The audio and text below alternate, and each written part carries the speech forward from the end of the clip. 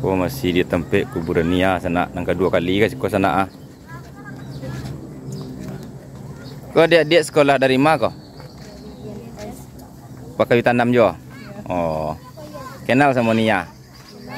Kenal. Ah? Kakak kelas. Oh, kakak kelas ya. Tu bakawan lai.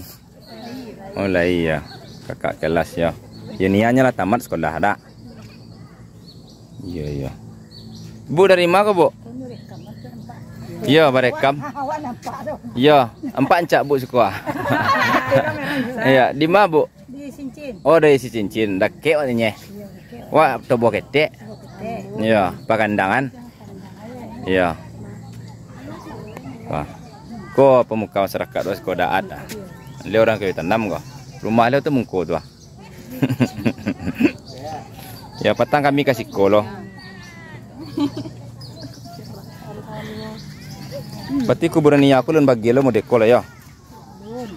Lun ya. Oh, berarti sampai 40 baru bagi pipa dah. Iya. Kalau 40 aja bisa 40. Oh, sampai 40 ya. Dah itu kuburan yang baru tu kuburan siapa dah? Entuk? Kalau lama mah, cuma kan di masyarakat banyak. Oh. Oh, betul. Tu ya. Iya, iya, iya. Iya, masih harum kuburan ni aku.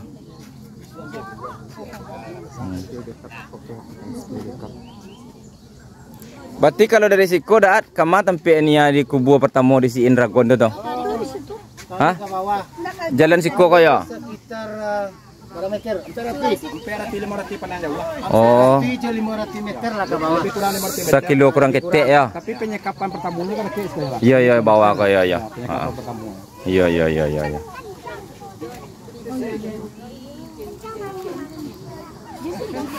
Berarti kalau lampai 10 hari besok baru bagi pipa untuk itu ya dah? Ya, baru lagi batu mejan. Baru lagi itu mejan ya. Mau sini ya, dia batu mejan langsung sekali. Ini sore besok ngaji tak? Sore. Ngaji 10 kan? Ya. Iya, iya. Dalam pemasangan batu meja itu sampai 10 hari baru dipasang batu meja. Iya. Lampai 10 hari cukup ya rami orang ya tak? Ya, itu namanya. Iya. Karena itu ala lamo mah. Ya tu. Itulah aku tu kan orang membawa aku kan, itulah kelebihan dari sini. Iya, iya. Kena.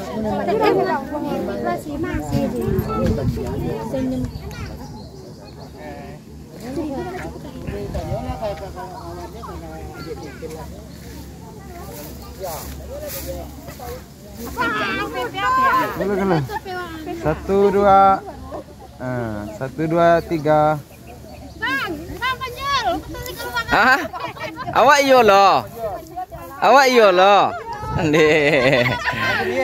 Jadi. Jadi.